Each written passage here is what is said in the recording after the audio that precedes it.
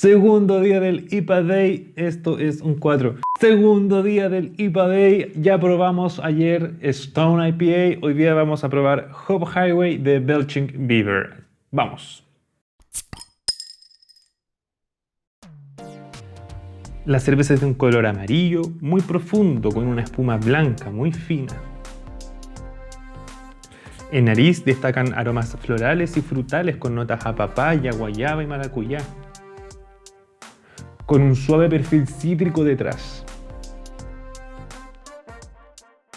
En boca se perciben los mismos sabores frutales, maracuyá, guayaba sobre todo, nuevamente con un amargor más redondo en boca, de perfil cítrico. La cerveza es de cuerpo medio ligero, muy buena efervescencia en boca. El retrogusto es amargo, con frutas tropicales como maracuyá y guayaba nuevamente, con un ligero toque cítrico. Todo esto es de longitud larga, mediana a baja intensidad.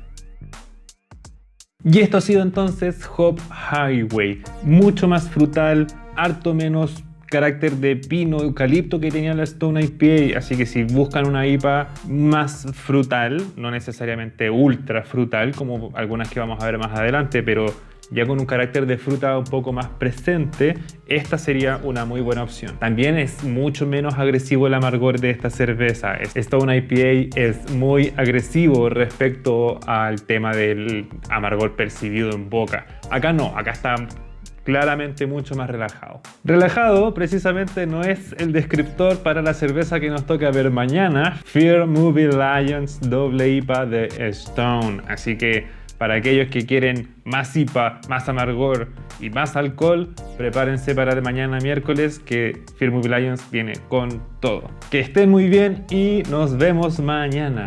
Chao, chao.